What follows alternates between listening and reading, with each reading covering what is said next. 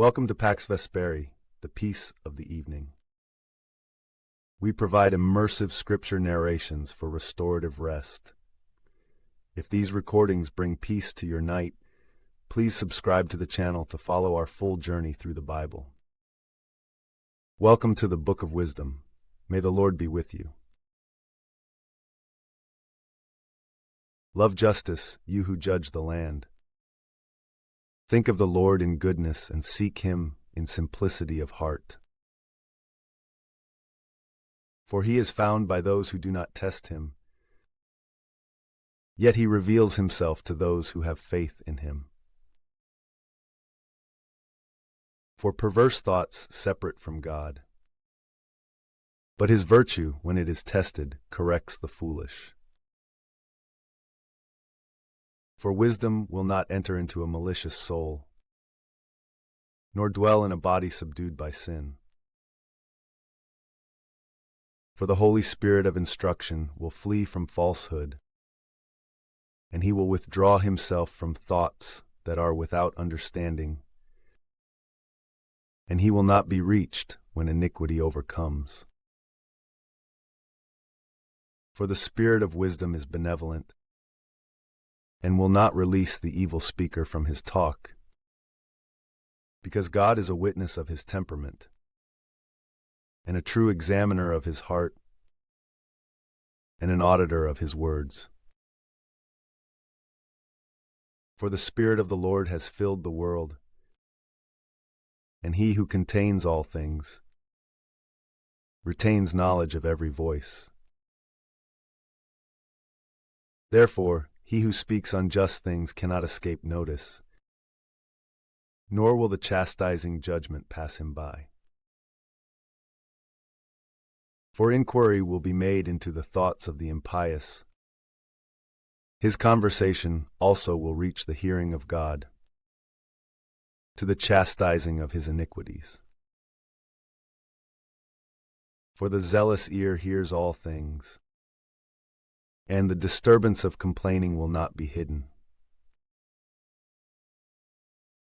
Therefore, keep yourselves from complaining, which benefits nothing, and refrain your tongue from slander, because secret conversation will not pass into nothingness, and the mouth that lies kills the soul. Do not court death by the error of your life, nor procure your destruction by the works of your hands.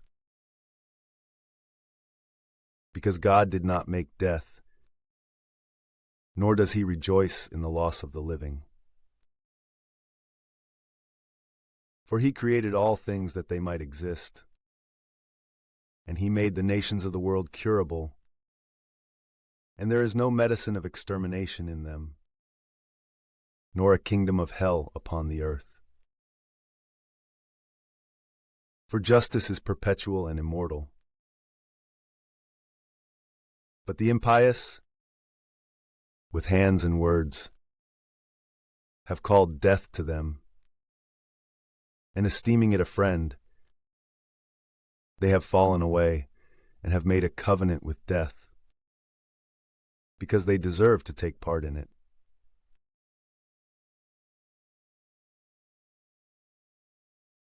For they have said, reasoning with themselves incorrectly, our lifetime is brief and tedious, and there is no relief within the limits of man,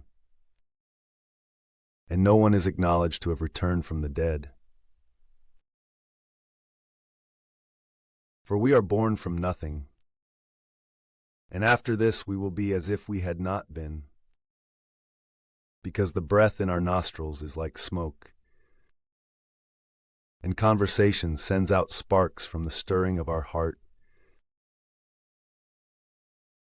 Therefore, when it is extinguished, our body will be ashes, and our spirit will be diffused like a soft breeze, and our life will pass away like the wisp of a cloud, just as a mist is dissolved when it is driven away by the rays of the sun, and overpowered by its heat. and in time our name will surrender to oblivion, and no one will have remembrance of our works. For our time is like the passing of a shadow, and nothing can reverse our end. For it is signed and sealed, and cannot be returned. Therefore hurry, let us enjoy the good things of the present time, and let us quickly use up passing things, just as in youth. Let us indulge ourselves with costly wine and ointments, and let no flower of youth pass us by. Let us surround ourselves with rosebuds before they wither. Let no meadow be left untouched by our indulgence. Let no one among us be exempt from our indulgence. Let us leave behind tokens of enjoyment everywhere. For this is our portion, and this is fate. Let us oppress the poor just man, and not spare the widow, nor respect the aged gray hairs of elders. But let our strength be the law of justice, for what is weak is found to be useless. Therefore let us encircle the just, because he is useless to us, and he is against our works, and he reproaches us with our legal offenses, and makes known to us the sins of our way of life. He promises that he has the knowledge of God, and he calls himself the Son of God. He was made among us to expose our very thoughts. He is grievous for us even to behold, for his life is unlike other men's lives, and immutable are his ways. It is as if we are considered by him to be insignificant, and he abstains from our ways as from filth. He prefers the newly justified, and he glories that he has God for his Father. Let us see, then, if his words are true, and let us test what will happen to him, and then we will know what his end will be. For if he is the true Son of God, he will receive him and deliver him from the hands of his adversaries. Let us examine him with insult and torture, that we may know his reverence and try his patience. Let us condemn him to a most shameful death. For, according to his own words, God will care for him. These things they thought, and they were mistaken, for their own malice blinded them. And they were ignorant of the mysteries of God. They neither hoped for the reward of justice, nor judged the value of holy souls. For God created man to be immortal, and he made him in the image of his own likeness. But by the envy of the devil, death entered the world. Yet they imitate him who are from his side.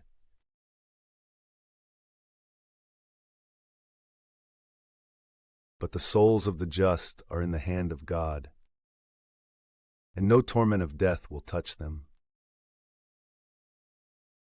In the eyes of the foolish, they seem to die, and their departure was considered an affliction, and their going away from us a banishment. Yet they are in peace. And though, in the sight of men, they suffered torments, their hope is full of immortality. Troubled in few things, In many things they will be well compensated, because God has tested them and found them worthy of himself.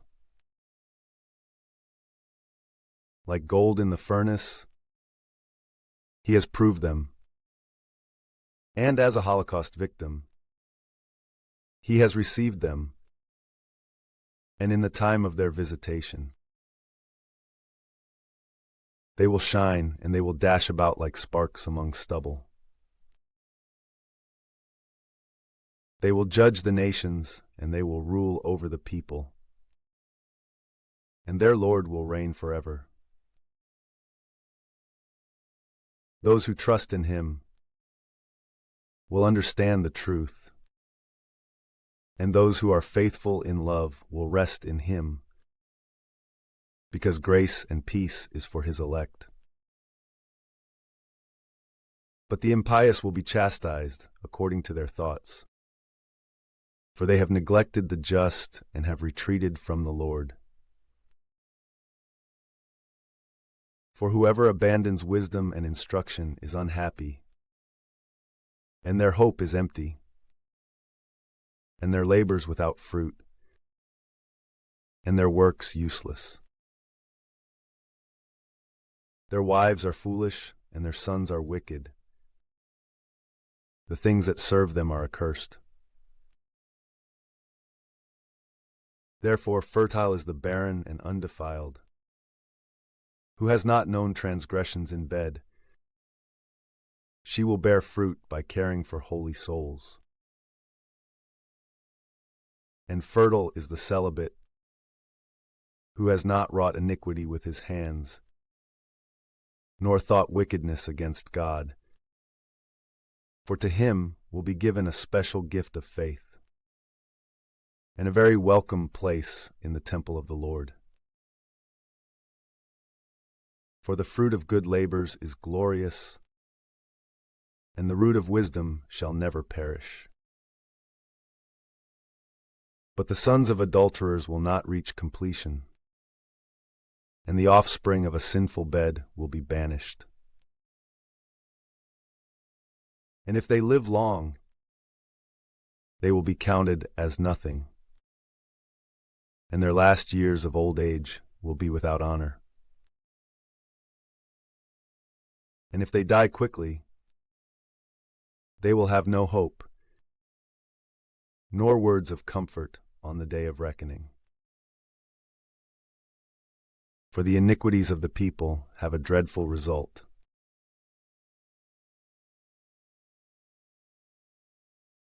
Oh, how beautiful is the chaste fruit of purity!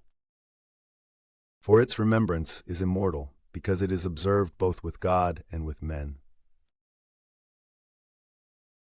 When it is present, they imitate it, and they desire it when it has withdrawn itself, and it triumphs crowned forever, winning the reward of undefiled conflicts. But the great number of the many different kinds of the impious will not be to their advantage, and spurious seedlings will not be given deep roots, nor will they establish any firm foundation. And if they spring forth with branches for a time, yet being set in firmly, they will be shaken by the wind, and by the superabundance of the winds, they will be eradicated. For the incomplete branches will be broken, and their fruits will be useless, and bitter to eat, and fit for nothing. For all the sons born from iniquity are witnesses of wickedness against their parents at their interrogation. But the just, if death seizes him beforehand, will be refreshed. For old age is made venerable, neither by lasting long, nor by counting the number of years. Yet understanding is the gray hair of wisdom for men.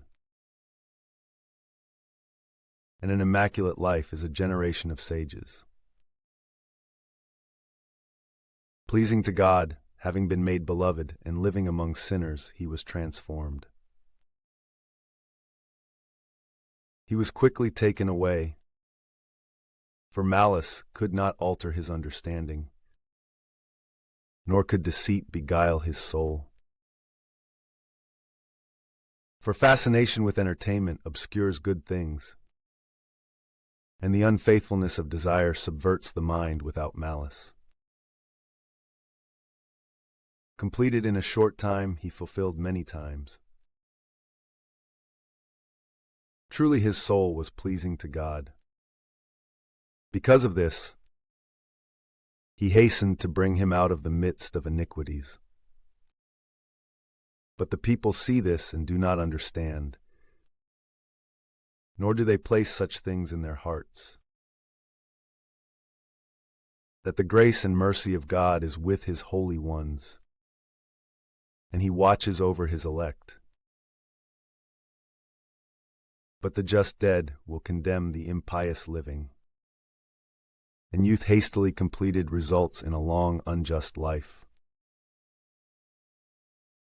For they will see the end of the wise, and will neither understand nor imagine that he is of God, and that therefore the Lord has safeguarded him. For they will see and despise him, but the Lord will ridicule them. And after this they will fall without honor and with contempt among the dead forever. Seeing that they are puffed up and speechless, he will shatter them, and will shake them from the foundations all the way to the top, to their utter desolation. And they will grieve, and their remembrance will perish. They will hurry with fear at the understanding of their sins, and their iniquities will bear witness against them.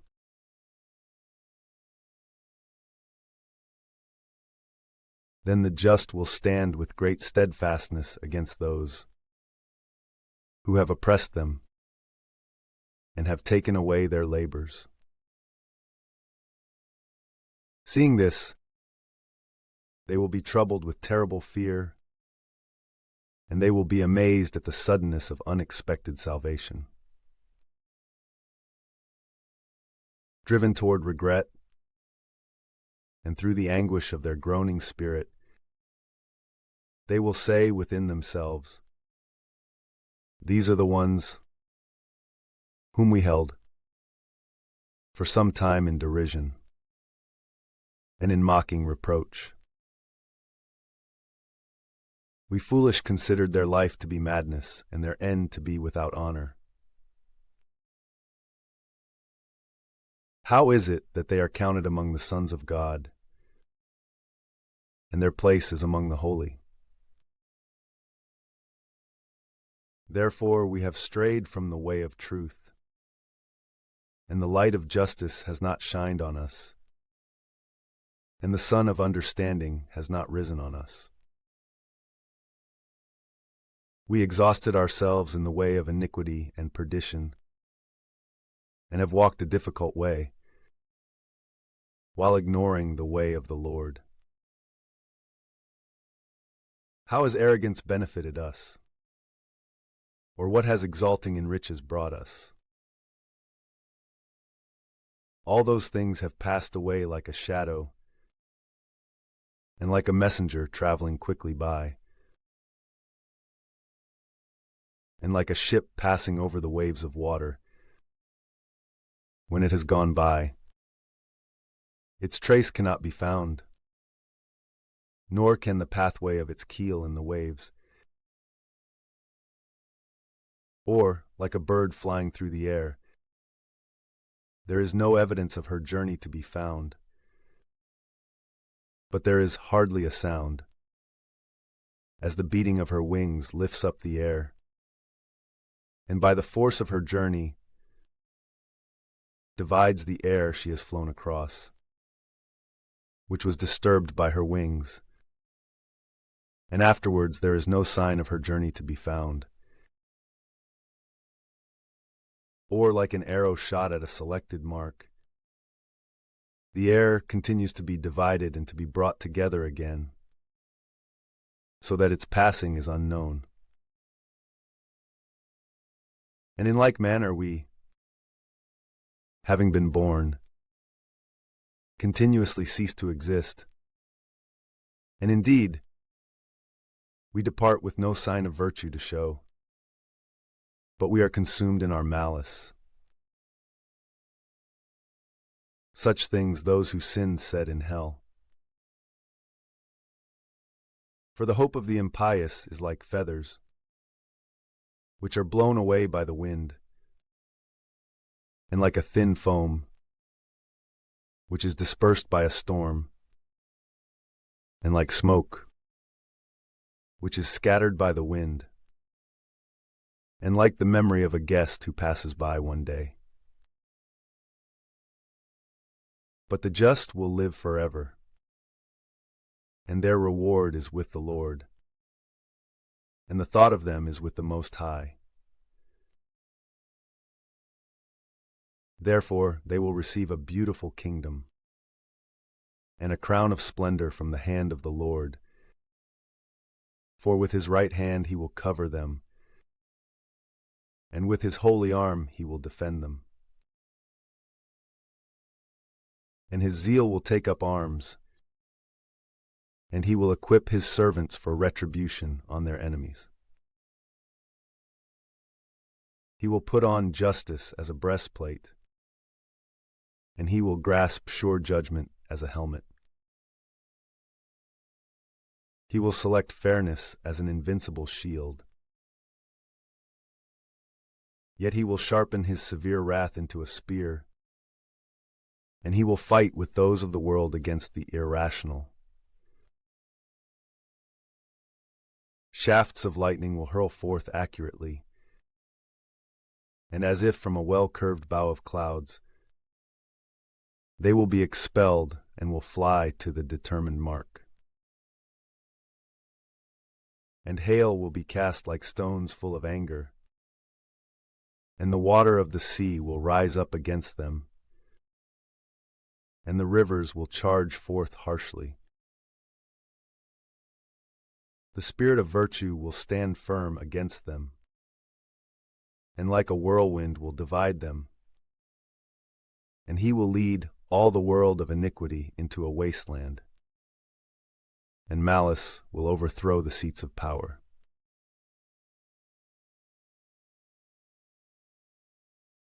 Wisdom is better than power, and a prudent man is better than a powerful one. Therefore, hear, O kings, and understand. Learn, you judges of the ends of the earth. Listen closely, you who hold the attention of the crowds, and who please yourselves by disturbing the nations. For power has been given to you from the Lord, and strength from the Most High, who will examine your works and scrutinize your thoughts. For when you were ministers of his kingdom, you did not judge correctly, nor keep the law of justice, nor walk according to the will of God. Horribly and quickly he will appear to you, because he will make a severe judgment for those who are in charge. For to the little great mercy is granted, but the powerful will endure powerful torment. For the Lord will not exempt anyone's character, nor will he stand in awe of anyone's greatness, because he himself made the little and the great, and he is equally concerned for everyone. But a powerful torture pursues the powerful. Therefore, O kings, these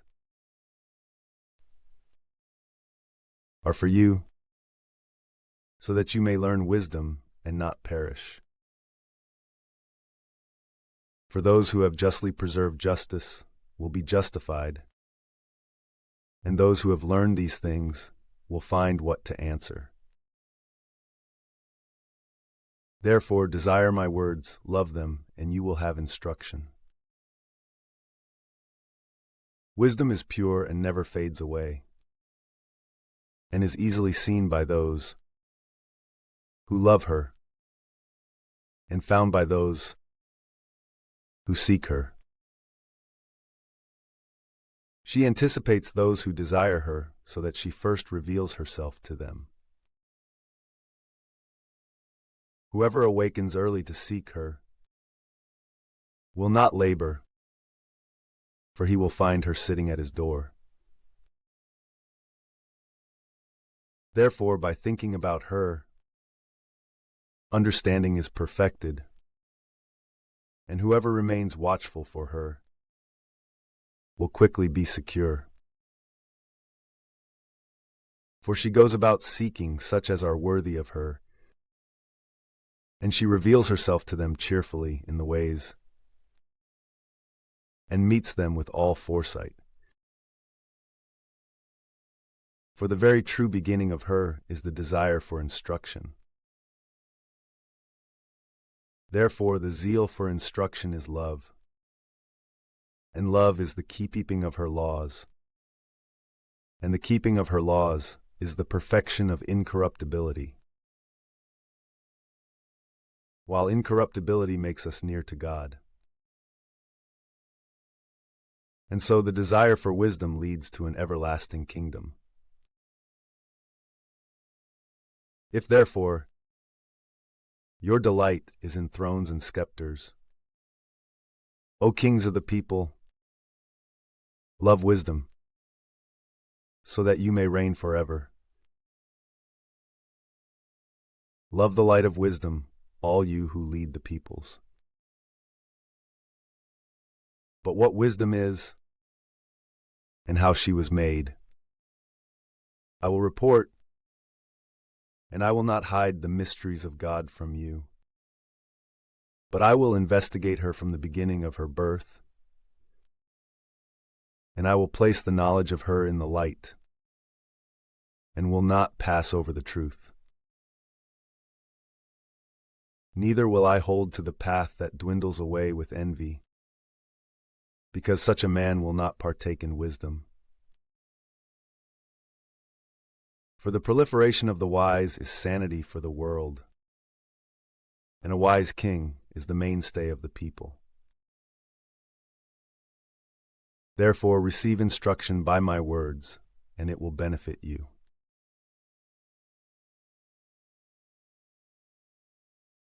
Certainly I myself am also a mortal man, like everyone, and the offspring of this earth, which was made beforehand. And in my mother's womb I was fashioned with care. Within the time of 10 months, made of blood, from the seed of man and the delight of sleeping together. And when I was born, I drew in the common air, and in similar fashion, I fell upon the earth, and the first voice I uttered, like everyone, was crying.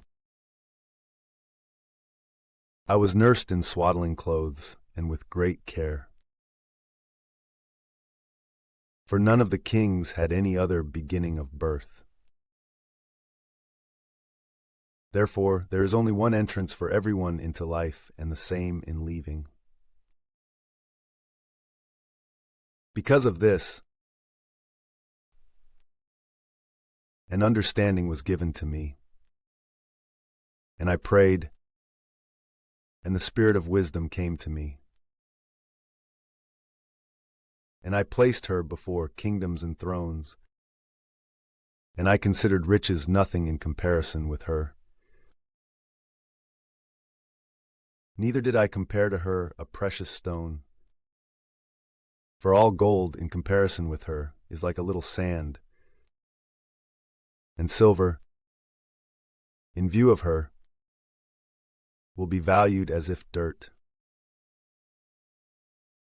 I loved her above health and beauty, and I placed having her before light, for her light is unfailing. Yet all good things came to me together with her, and innumerable honors by her hand. And I rejoiced in all these, because this wisdom went before me, although I did not know that she is the mother of them all. This I have learned without falsehood, and communicate without envy, and her integrity I do not hide. Indeed, she is an infinite treasure chest for men, and those who make use of it become partakers in the friendship of God, because they are recommended by the gifts of instruction. Yet God has given to me to speak my mind, and to conceive thoughts worthy of those things that are given to me, because He is the leader of wisdom and the repairer of understanding. For in His hand are both we, and our words, and all wisdom, and the works of science, and instruction. For He has given me true knowledge of these things which exist, so as to know the orderly arrangement of the world, and the powers of the elements, the beginning and the end and the midpoint of the seasons, the characteristics of changing things, and the divisions of time, the courses of the years, and the orderly arrangement of the stars, the natures of animals, and the rage of wild beasts, the force of winds, and the reasonings of men, the diversities of plants, and the benefits of roots, and all such things as are hidden and unexpected. I have learned, for wisdom, the artisan of all things, taught me. For in her is the spirit of understanding, holy, singular, manifold, subtle, perceptive, lively, chaste, reliable, gracious, loving, good, astute, who forbids nothing beneficial, humane, kind, steadfast, trustworthy, secure, having all virtue, watching for all things, and grasping all things with a pure and most delicate understanding of spirit. For wisdom is more active than all active things, yet she reaches everywhere because of her purity. For she is a breath of the virtue of God, and a genuine emanation from the purity of the Almighty God, and therefore nothing unclean can invade her. Indeed, she is the brightness of eternal light, and the unspotted mirror of the majesty of God, and the image of His goodness. And though she is one, she can do all things, and unchanging in herself, she renews all things, and throughout the nations she conveys herself to holy souls, establishing them as friends and prophets of God. For God loves none but those who dwell with wisdom. For she is more spectacular than the sun, and above the array of all the stars. Compared with the light, she is found to be before it. Indeed, after her comes night, but wisdom will not be overcome by malice.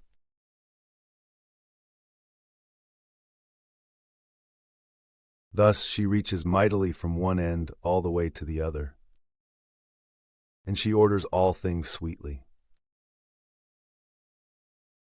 I have loved her and searched for her from my youth, and have asked to take her to me as my spouse. And I became a lover of her form.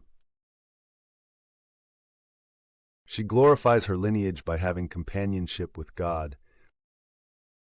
Yes, and of all things, the Lord loves her. For she teaches the teaching of God and is the chooser of his works. And if riches are longed for in life, what is richer than wisdom, which is being served in all things? But if the mind is to be served, who of all that exists is a greater artisan than she? And if anyone loves justice, her labors hold great virtues. For she teaches temperance and prudence, justice and virtue, and nothing is more useful in human life. And if one desires a multitude of knowledge, she knows the past and forecasts the future. She knows the subtleties of conversation and the response to arguments. She understands the signs and portents before the events take place, events both of the present time and of future ages. Therefore, I resolved to take her to me to live together, knowing that she will be a good counselor and will console my thoughts and my weariness. Because of her, I have clarity in the midst of confusion, and honor among the elders in my youth. And I will be found to be astute in judgment, and will be admired in the sight of the mighty. And the faces of leaders will wonder at me. When I am silent, they will wait for me. When I speak, they will respect me. And when I talk for too long, they will put their hands on their mouths. Thus, by means of her, I will have immortality, and I will bequeath an everlasting memorial to those who come after me. I will set the peoples in order, and nations will be subject to me. Hearing me, terrible kings will be afraid. To the multitude, I will be seen as good and valiant in war. When I go into my house, I will repose myself with her, for her conversation has no bitterness, nor her company any tediousness, but only joy and gladness. Thinking these things within myself, and recalling in my heart that immortality is the intention of wisdom, and that in her friendship is good enjoyment, and in the works of her hands are honors without flaw, and in debate with her is understanding, and glory in sharing conversation with her. I went about seeking so that I might take her to myself. For I was an ingenious boy and had been dealt a good soul. Even more so, being good, I came to have an undefiled body. And since I know that it is not possible to be chaste except as a gift from God, and that it is a point of wisdom to know whose gift it is, I approached the Lord, and I besought him, and I said with my whole heart,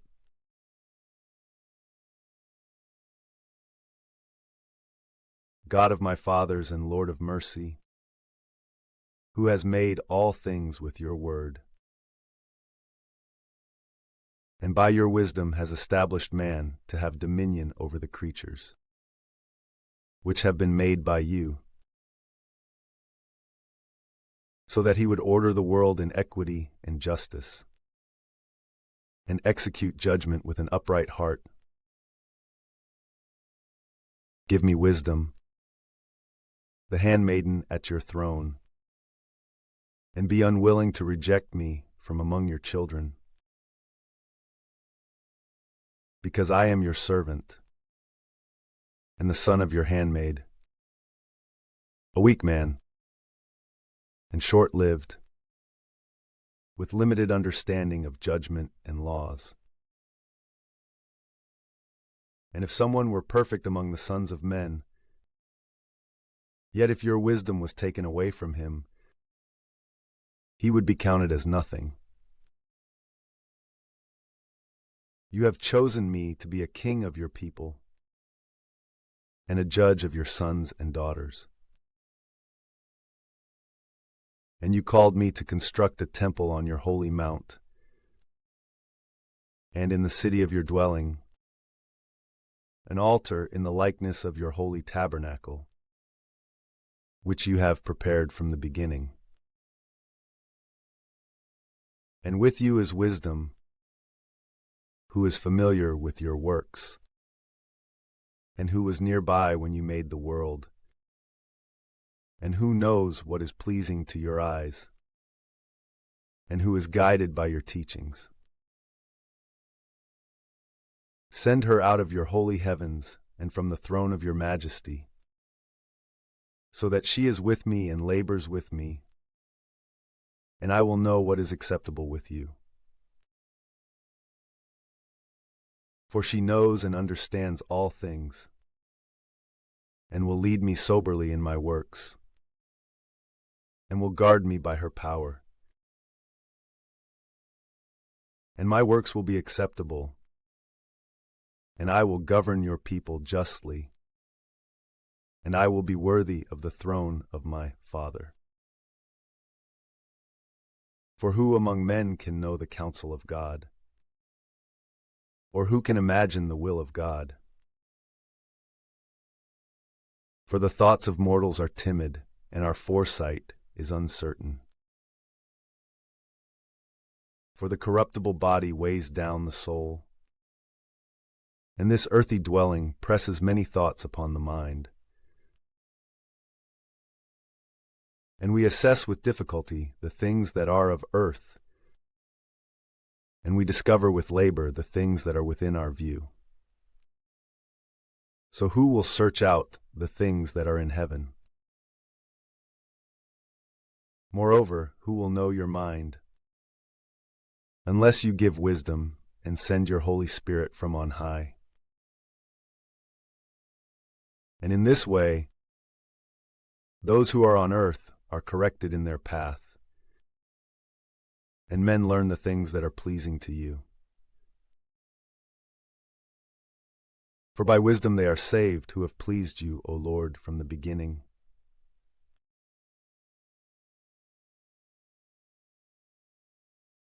This is he who was formed first by God, the Father of the world, who was alone when created. She preserved him and led him out of his offense and gave him the power to maintain all things.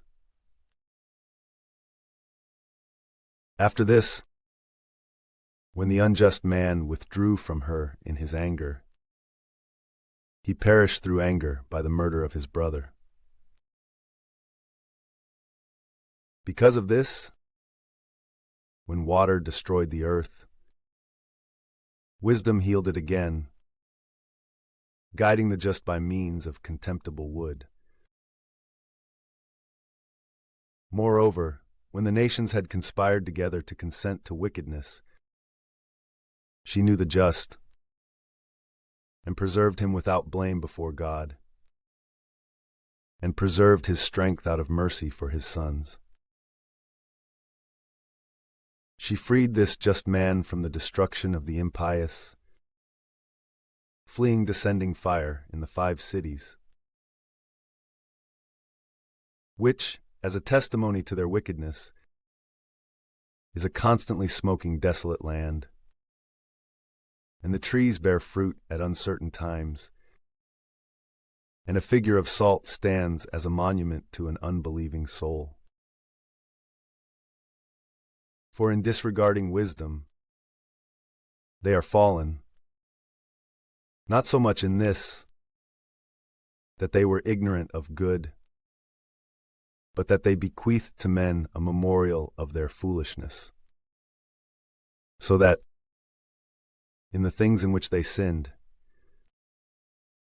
they were unable to escape notice. Yet wisdom has freed from sorrow those who are self-observant.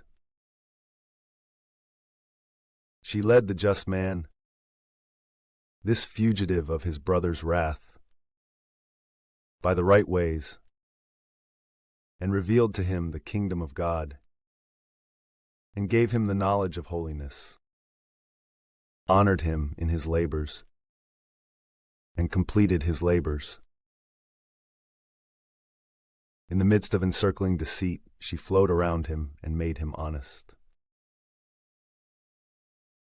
She guarded him from his enemies, and she defended him from seducers, and she gave him a strong conflict, so that he might overcome, and might know that the power of all things is wisdom.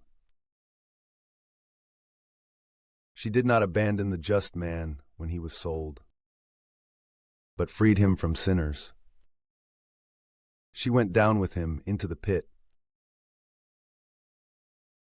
and she did not abandon him in chains, while she brought him the scepter of the kingdom, and power against those who oppressed him, and revealed them to be liars who had dishonored him, and gave him everlasting glory. She freed this just people and the blameless offspring from the nations that had oppressed them. She entered the soul of the servant of God, and stood against dreadful kings in the midst of portents and signs, and she rendered to the just the wages of their labors, and led them along a wondrous way. And she was to them like a cover by day, and like the light of the stars by night. She carried them through the Red Sea, and led them across a great water.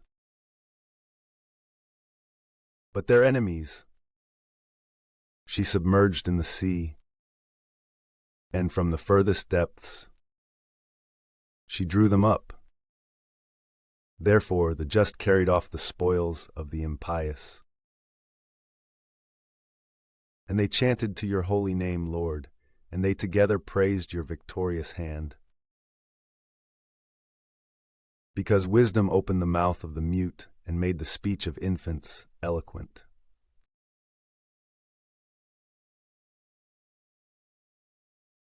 She directed their works in the hands of the holy prophet. They made a path through desolate areas, which were uninhabited, and set up their homes in remote places.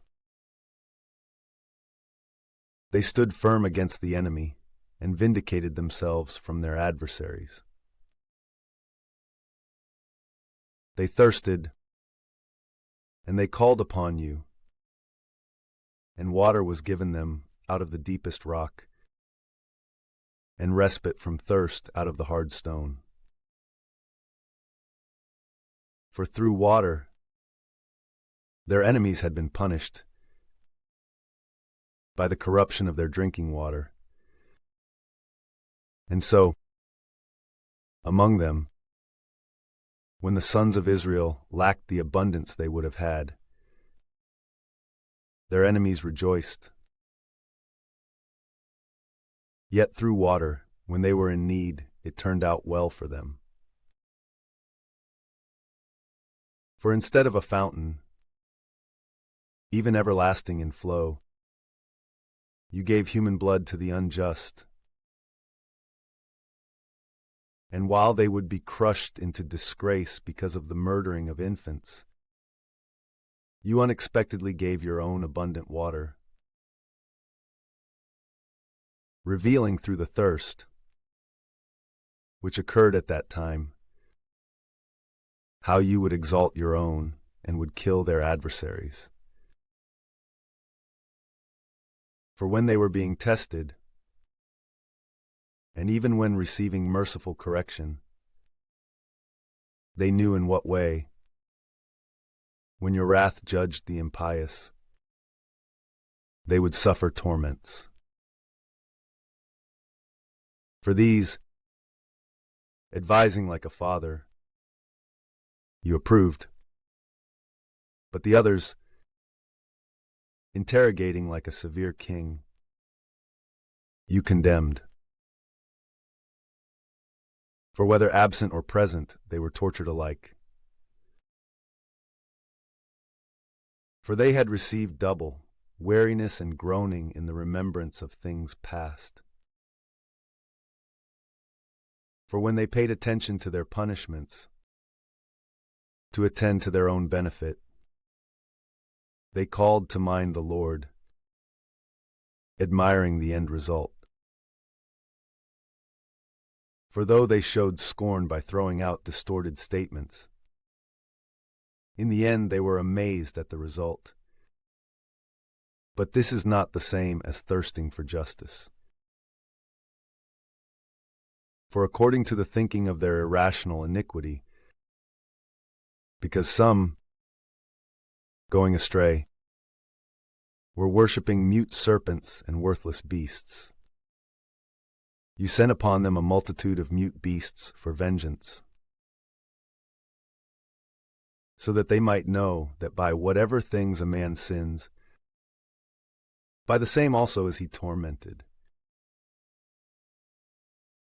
For it was not impossible for your all-powerful hand, which created the world from unknown material, to send forth upon them a multitude of bears, or fierce lions, or in anger, beasts of a new kind, massive and strange, either breathing out a fiery vapor, or sending forth an odorous smoke, or shooting horrible sparks from their eyes, whereby not only wounds would be able to destroy them, but also the very sight would kill them through fear. Yet even without these, they could have been killed with one breath, suffering persecution of their own making and being scattered by your spirit of virtue. But you have ordered all things in size and number and weight. Though many are strong, you alone always overcome. And who will withstand the strength of your arm?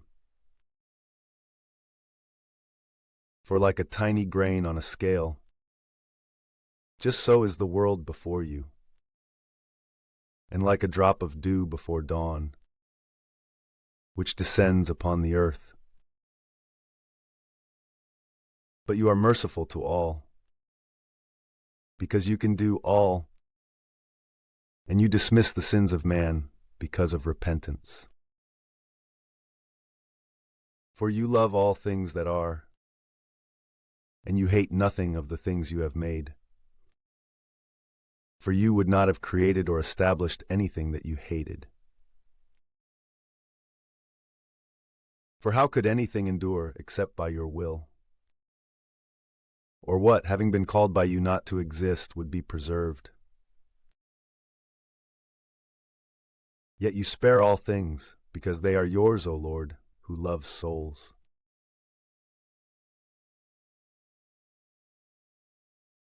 Oh, how good and gracious, Lord, is your Spirit in all things. Therefore those who wander afield, you correct. And as to those who sin, you counsel them and admonish them, so that, having abandoned malice, they may believe in you, O Lord. For those ancient inhabitants of your holy land who you abhorred, because they were doing works hateful to you through unjust medicines and sacrifices, and the merciless murderers of their own sons, and the eaters of human entrails, and the devourers of blood apart from your community sacrament, and the sellers performing the ceremonies of helpless souls, you willed to destroy by the hands of our parents, so that they might worthily secure the sojourn of the children of God in the land which is most beloved by you. Yet so that you were lenient even to these men, you sent wasps, forerunners of your army, so that you might destroy them little by little. Not because you were unable to subdue the impious under the just by war or by cruel beasts, or with a harsh word to exterminate them at once, but in judging by degrees, you were giving them a place of repentance, not unaware that their nation is wicked, and their malice is inherent, and that their thinking could never be changed. For this offspring was accursed from the beginning. Neither did you, fearing anyone, give favor to their sins. For who will say to you, "What have you done?" Or who will stand against your judgment? Or who will come before you as a defender of unfair men? Or who will accuse you if the nations perish which you have made? For neither is there any other God but you, who has care of all, to whom you would show that you did not give judgment unjustly. Neither will king or tyrant inquire before you about those whom you destroyed. Therefore, since you are just, you order all things justly, considering it foreign to your virtue to condemn him, who does not deserve to be punished. For your power is the beginning of justice, and because you are Lord of all, you make yourself to be lenient to all. For you reveal power to those who do not believe you to be perfect in power, and you expose the arrogance of those who do not know you. Yet you are the master of power, since you judge with tranquility, and since you administer us with great reverence, for it is close to you to be used whenever you will. But you have taught your people, through such works, that they must be just and humane, and you have made your sons to be of good hope, because in judging you provide a place for repentance from sins. For even if the enemies of your servants were deserving of death, you afflicted them with great attentiveness, providing a time and a place whereby they would be able to be changed from malice. With what diligence, then, have you judged your sons, whose parents you have given oaths and covenants in good faith? Therefore, while you give us discipline, you give our enemies a multiplicity of scourges, so that, in judging, we may think on your goodness. And when we are judged, we may hope for mercy. Therefore also to these, who have lived their life irrationally and unjustly, through these things that they worshipped, you gave the greatest torments. And indeed, they wandered for a long time in the way of error, valuing those things as gods, which are worthless even among animals, living in foolish, irrational behavior. Because of this, you have given a judgment in derision, as if from foolish children. But those who have not been corrected by mockery and chiding have experienced a judgment worthy of God. For among those who were indignant at their sufferings, which came through those things that they reputed to be gods, when they saw that they would be destroyed by these same things, those who formerly refused knowledge of him now acknowledge the true God. And because of this, the end of their condemnation came upon them.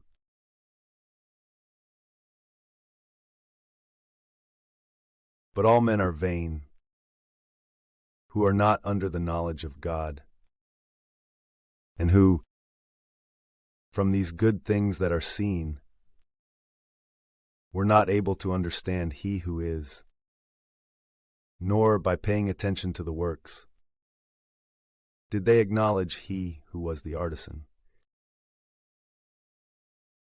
Instead, they had considered either the fire, or the air, or the atmosphere, or the circle of stars, or the great sea, or the sun and moon, to be the gods that rule the world. If they, being delighted by such sights, suppose them to be gods, let them know how great the Lord of them is in splendor. For He who created all things is the author of beauty. Or, if they wondered at their power and their effects, let them understand by these things that He who created them is mightier than they are. For by the greatness of the creation and its beauty, the Creator of these will be able to be seen discernibly. Yet, up to this point, the complaint about this is lesser, for perhaps they made a mistake in this while desiring and seeking to find God. And indeed, having some familiarity with Him through His works, they search, and they are persuaded, because the things that they are seeing are good. But then again, neither can their debt be ignored. For if they were able to know enough so that they could value the universe, how is it they did not easily discover the Lord of it? Yet they are unhappy, and their hope is among the dead. For they have called gods the works of the hands of men, gold and silver, the inventions of skill, and the likeness of animals, or a useless stone, the work of an ancient hand. Or it is as if a craftsman, a workman of the forest, had cut straight wood, and with his expertise, shaved off all of its bark, and with his skill, diligently fashioned a vessel, practical for use in life. And even the remains of his work were exhausted in the preparation of food. And from the remainder of this, which has become useful for nothing, a curved piece of wood and full of knots, he diligently carves it in his spare time, and through the knowledge of his art, forms it and makes it in the image of a man. or something comparable to an animal, thoroughly rubbing it with red ochre to make it red with the color of the pigment, and to cover every imperfection which is in it. And it is as if he made a fitting resting place for it, even setting it in a wall and fastening it with iron, providing for it, lest it should fall, knowing that it is unable to help itself. For it is an image, and it is in need of help. And then, making an offering, he inquires about his wealth, and about his sons, and about marriage. And he is not ashamed to talk to that which has no soul. And for health indeed, something unhealthy is being prayed to. And for life, he petitions what is dead. And for help, he calls upon something helpless. And for a good journey, he entreats that which is unable to walk. And for acquiring, and for working, and for success in all things, he entreats that which is useless in all things.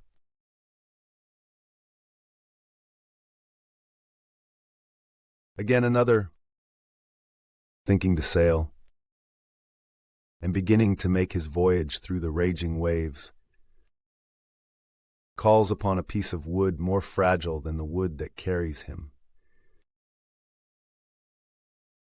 For this is what desire has contrived to be acquired, and the craftsman has formed its understanding. But your providence, O Father, governs, because you have provided for both a way in the sea and a very reliable path among the waves, revealing that you are able to save out of all things, even if someone were to go to sea without skill. But so that the works of your wisdom might not be empty, therefore, men trust their souls even to a little piece of wood, and crossing over the sea by raft, they are set free. But from the beginning, when the proud giants were perishing, the hope of the world, fleeing by boat, gave back to future ages a seed of birth, which was governed by your hand. For blessed is the wood through which justice is made. But through the hand that makes the idol, both it and he who made it is accursed. He, because it has been served by him, and it, because though it is fragile, it is called God. But the impious and his impiety are similarly offensive to God. For that which is made, together with him who made it, will suffer torments. Because of this, and according to the idolatries of the nations, there will be no refuge. For the things created by God have been made into hatred, and into a temptation to the souls of men, and into a snare for the feet of the foolish. For the beginning of fornication is the search for idols, and from their invention comes corruption of life. For they neither existed from the beginning, nor will they exist forever. For by the great emptiness of men they came into the world, and therefore their end is soon discovered. For a father, embittered with the suffering of grief, made an image of his son, who had been suddenly taken away from him. And then he who had died as a man now begins to be worshipped as if a god. And so rites and sacrifices are established among his servants. Then, in the course of time, iniquity gains strength within this erroneous custom, so that this error has been observed as if it were a law, and this figment has been worshipped at the command of tyrants. And those whom men could not openly honor because they were far off, a likeness of them was carried from far off, and from it they made a similar image of the king that they wanted to honor, so that, by their solicitude, they might worship he who was absent, just as if he were present. Yet it passes into their care, and those whom they did not know, they love because of the excellence of the artist.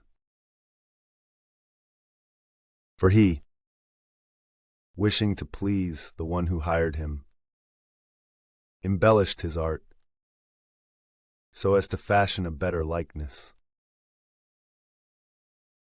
But the multitude of men, brought together by the beauty of the work, now considered him to be a god, whom they had formerly honored as a man. And this was the deception of human life, that men, serving either their own inclination or their kings, assigned the unutterable name to stones and wood.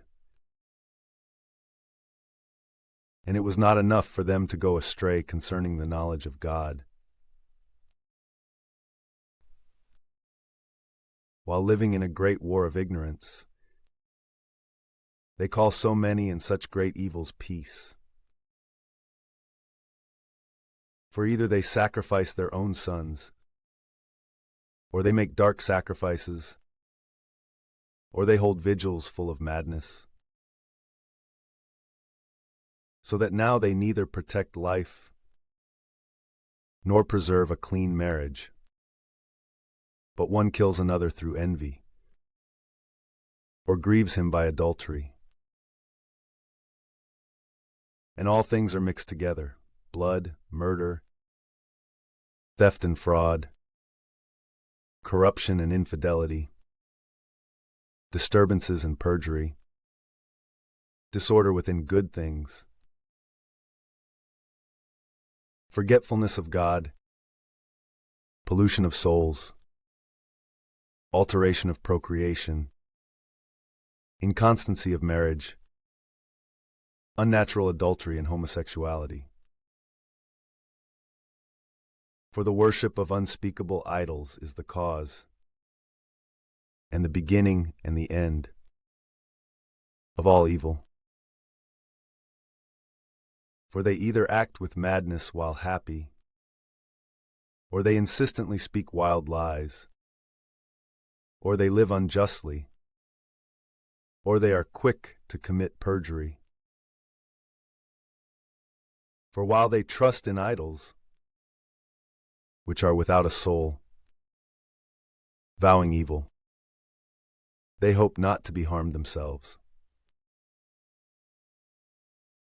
Therefore, from both sides it will fittingly happen, because they have thought evil of God, paying attention to idols, and because they have sworn unjustly, in guile despising justice. For swearing is not virtue, but sinning always comes around to a punishment according to the transgression of the unjust.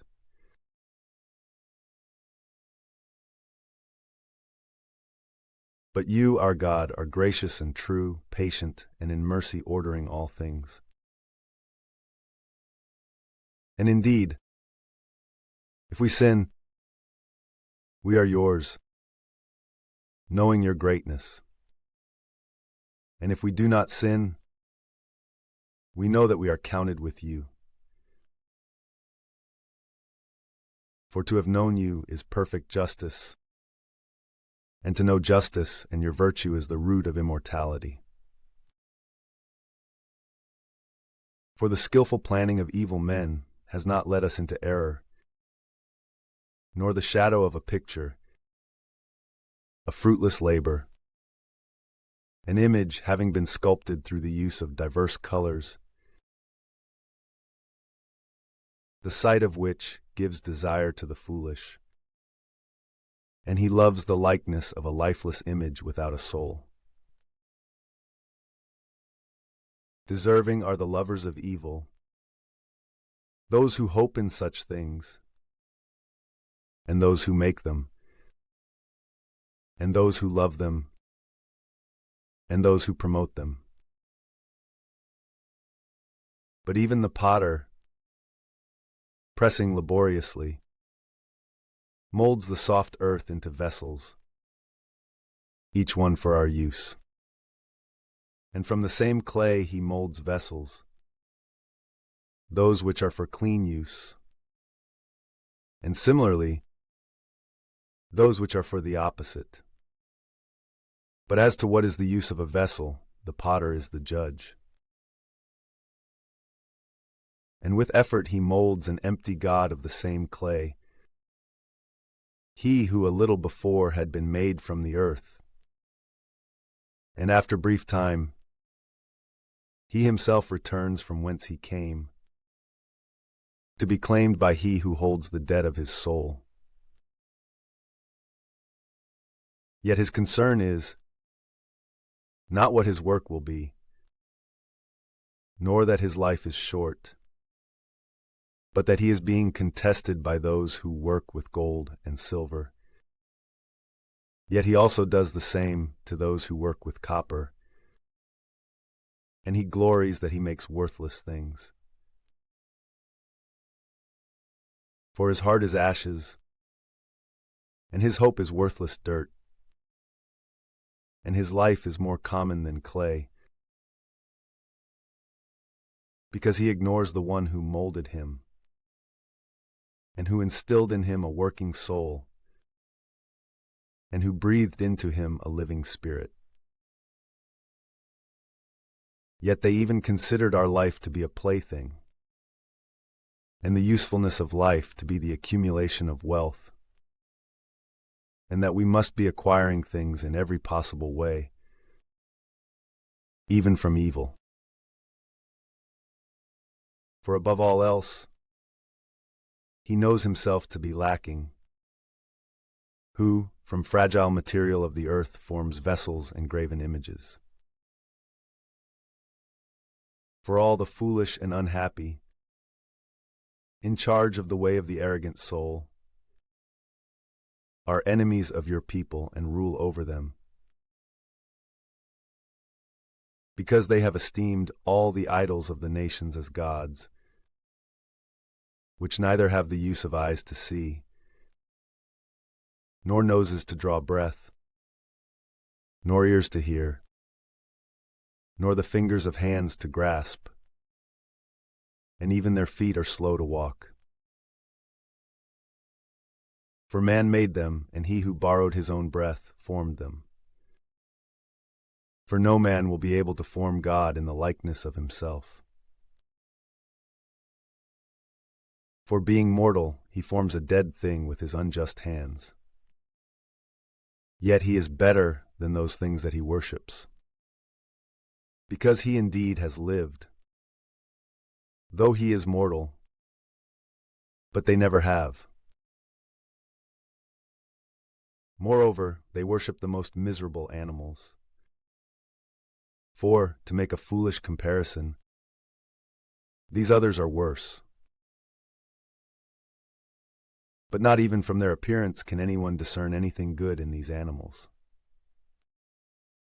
Yet they have fled from the praise of God and from his blessing.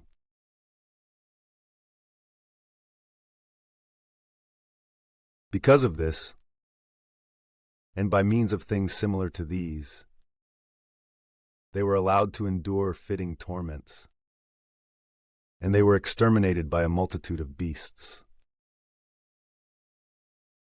Instead of these torments, you administered your people kindly, giving them a desire for a new taste from your delights, and preparing quails for their food, so that even those desiring food, because of those things which were sent and revealed to them, were now turned away from a necessary desire. Yet these, after a brief time having become weak, tasted a new food. For it was necessary, though they are without excuse, for them to unexpectedly come upon the ruin of exercising tyranny.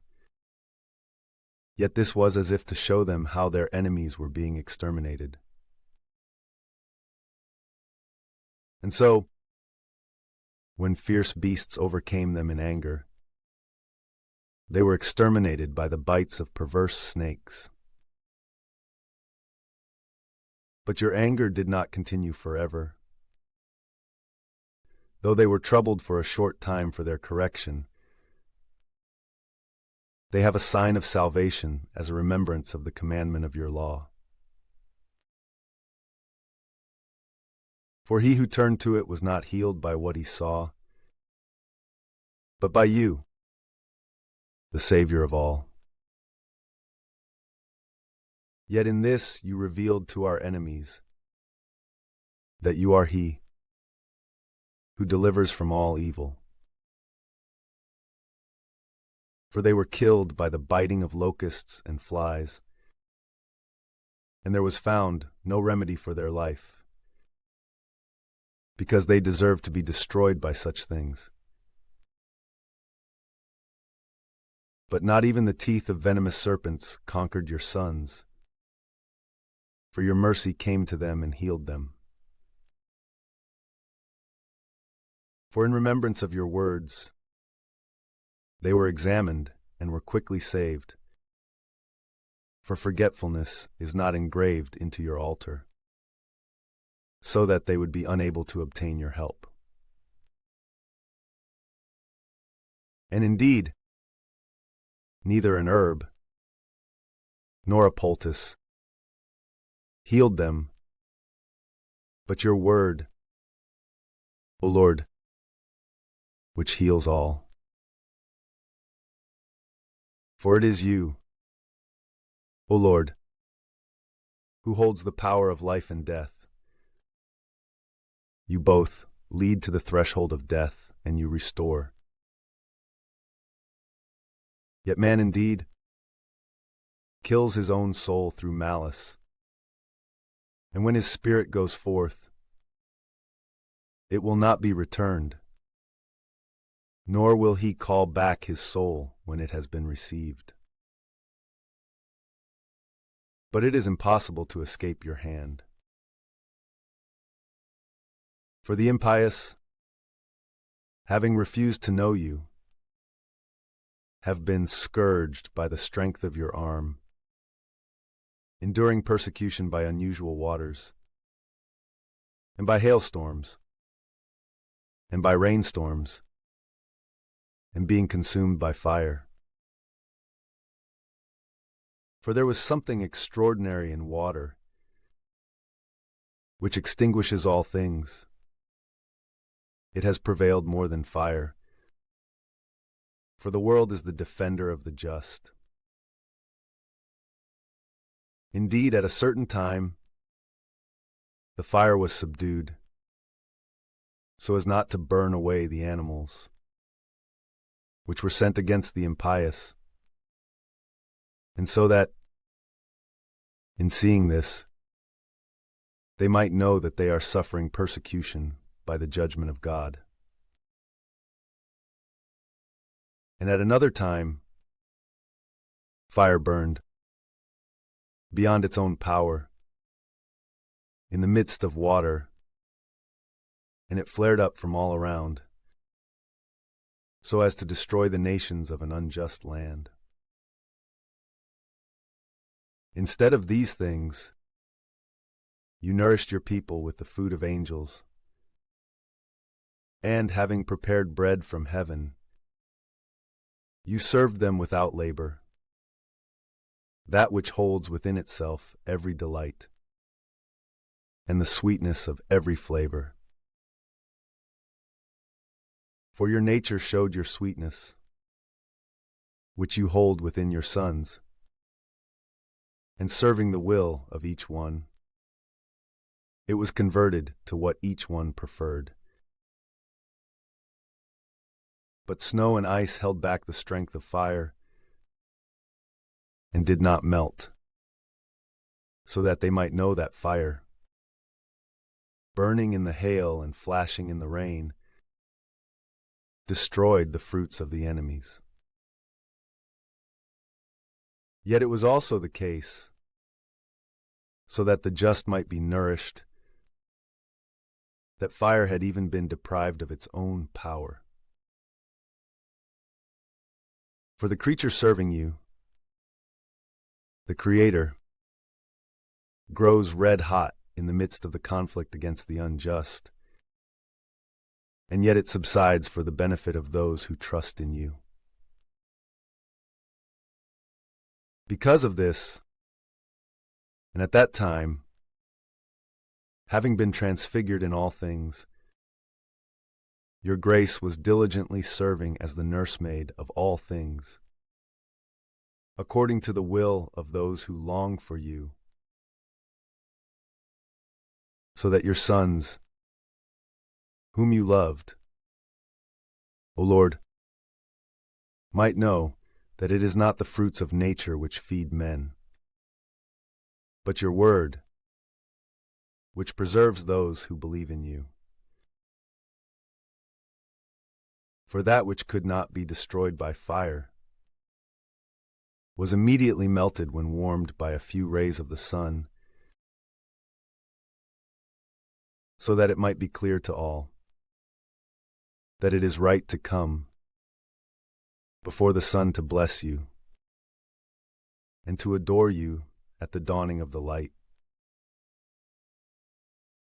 For the hope of the ungrateful will melt away like the winter's ice, and will disperse like overflowing water.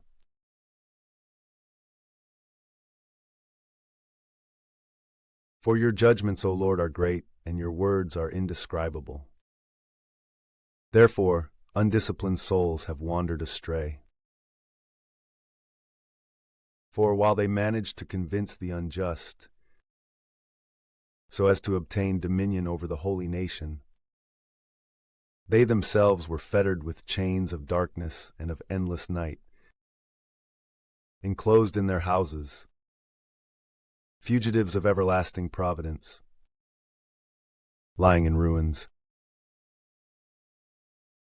And while they thought to escape notice in their secret sins, they were scattered under a dark veil of oblivion, being horribly afraid, and having been disturbed with great astonishment.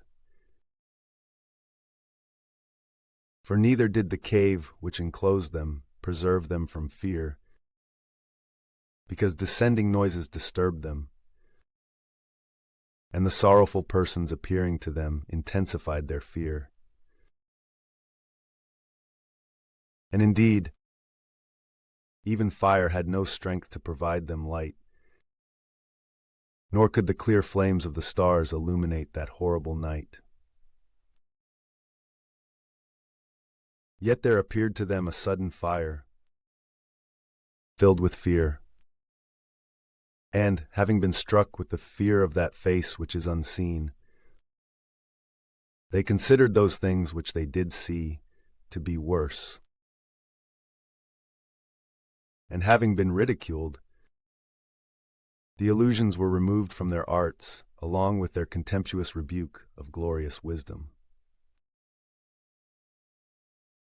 Indeed, those who promised to drive away fears and disturbances from a languishing soul, though they were filled with derision, were themselves languishing in fear. And even if nothing unnatural disturbed them, yet being agitated by the passing of animals and the hissing of snakes, they died of fear, denying what they themselves saw even in the air, which no one thinks to be able to escape. For while there may be apprehension with wickedness, it gives testimony to condemnation.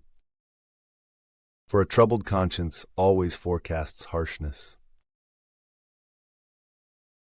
For fear is nothing else but unfaithfulness to thinking helpful things. And while expectation is driven from within, the cause of this is supposing that one is great in knowledge. And as a result, conflict excels. Yet those who were truly powerless that night, being overcome by both the vilest and the deepest hell, were sleeping the same sleep, sometimes stirred up by the fear of unnatural things, other times sinking down in disgrace of soul, for a sudden and unexpected fear overcame them. Then if any among them had fallen away, he was kept in a prison without bars, which had been left open. For if a farmer, or a shepherd, or a worker in a field of labor were suddenly overcome, he endured an inescapable necessity.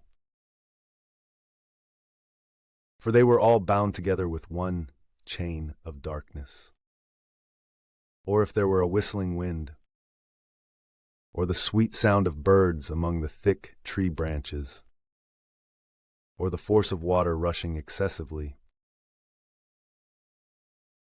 or the strong noise of rocks crashing down, or the scattering of playful animals having been seen, or the strong voice of bellowing beasts, or the resounding of the highest mountain echo, these things made them sink down because of fear.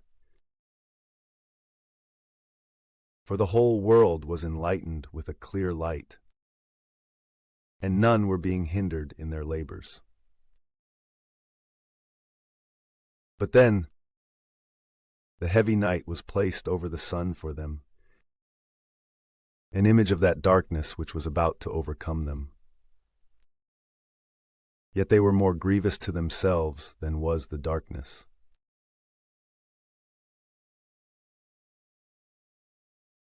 But your saints were your greatest light, and they heard your voice, but did not see your form. And because they themselves did not also suffer the same things, they praised you greatly.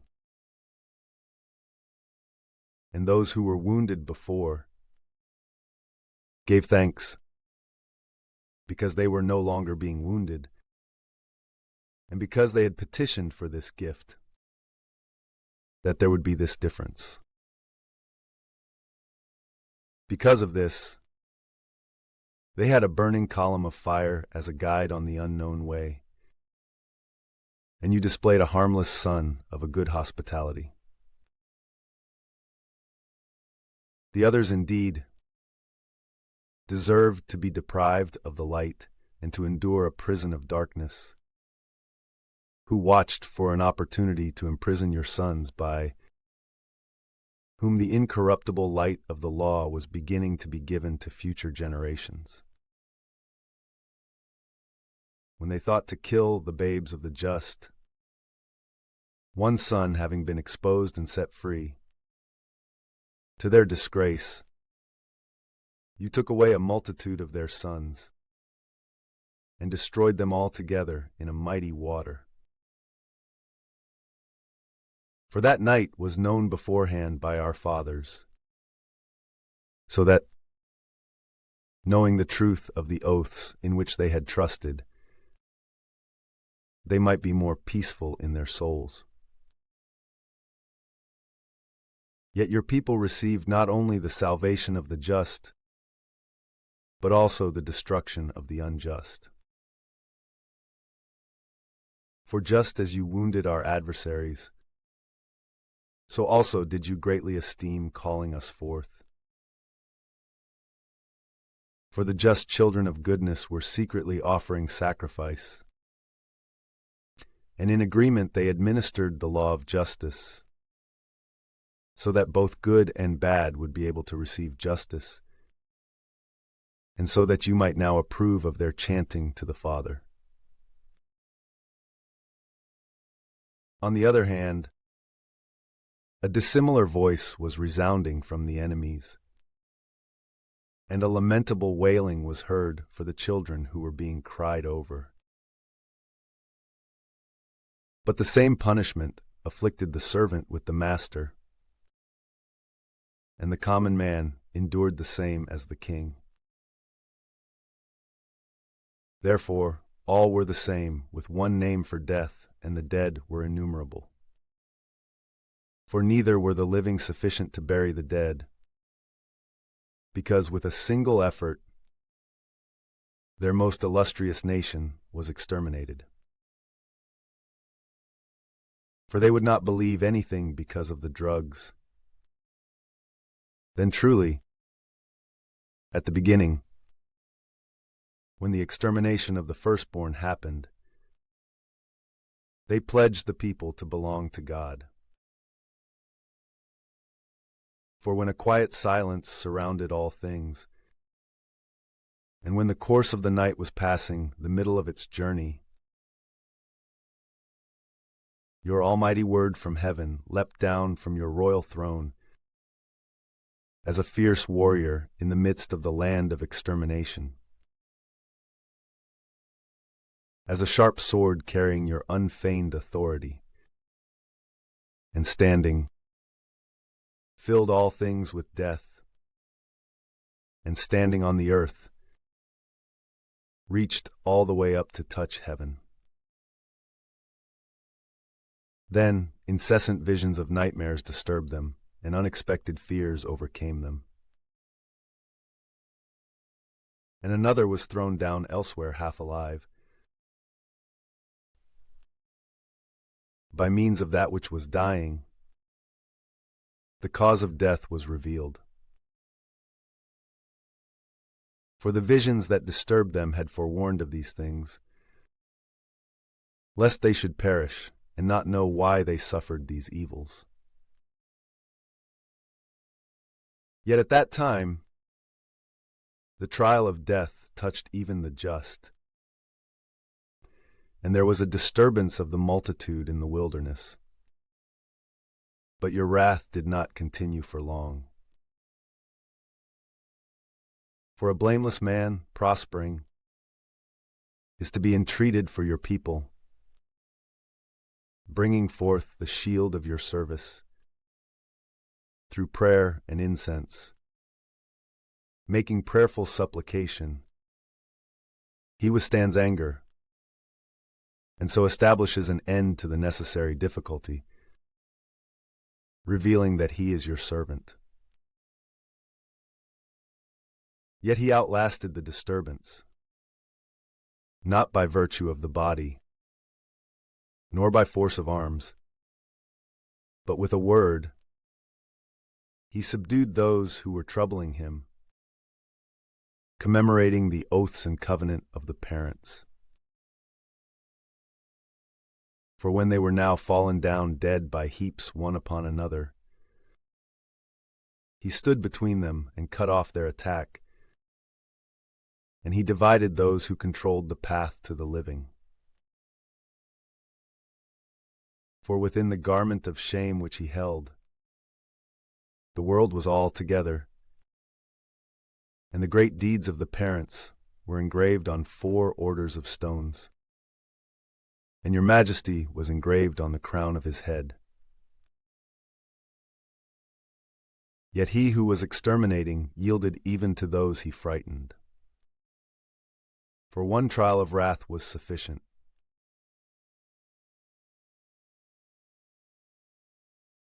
But the impious, all the way to the very end, were overcome by anger without mercy. Indeed, he knew beforehand even their future.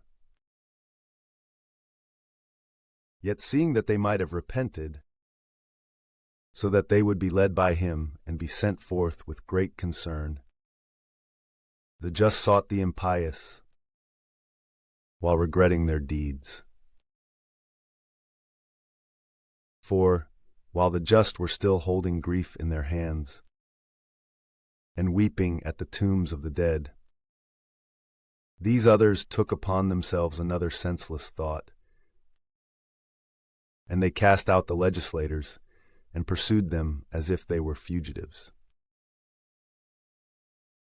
For a fitting necessity was leading them to this end, and they were losing the remembrance of those things which had happened, so that what was lacking in the sufferings of the conflict might be completed by the punishment, and so that your people, indeed, might wonderfully pass through, but these others might find a new death. For every creature according to its kind was fashioned again, as from the beginning, diligently serving your teachings, so that your children would be preserved unharmed. For a cloud overshadowed their camp, and where water was before, dry land appeared, and in the Red Sea, a way without hindrance, and out of the great deep, a level field sprung up, through which the whole nation passed, protected by your hand, seeing your miracles and wonders. For they consumed food like horses, and they leapt about like lambs, praising you, O Lord, who had freed them. For they were still mindful of those things, which had happened during the time of their sojourn, how, instead of cattle, the earth brought forth flies, and instead of fish, the river cast up a multitude of frogs. And lastly, they saw a new kind of bird, when being led by their desire, they demanded a feast of meat. For to console their loss, the quail came up to them from the sea, and yet troubles overcame the sinners, though they were not without the evidence of what had happened before by the power of lightning, for they suffered justly according to their own wickedness. And indeed they set up a more detestable inhospitality. Certainly, some have refused to receive unknown foreigners, but these others were drafting good guests into servitude. And not only foreigners, but also those who had been under their care, because they were reluctantly sheltering the outsiders. Yet whoever had sheltered them with gladness, by making use of the very same justice, they afflicted with the most severe sorrow. Yet they were struck with blindness, like someone brought before the gates of justice, so that they were suddenly covered with darkness, and each one was left searching for the threshold of his front door. For the elements in themselves are in the process of being changed, just as when the sound of a musical instrument is being altered in quality. Yet each one keeps its own sound, from where it is considered to be and according to its fixed appearance. For the countryside was transformed by water, and things which were swimming crossed over the land. Fire prevailed in the midst of water, beyond its own power, and the water forgot its quenching nature. On the other hand, the flames did not trouble the bodies of the mortal animals walking around, nor did they melt that good food, which is as easily melted as ice. For in all things, you magnified your people, and honored them, and did not despise them, but at every time and in every place, you assisted them.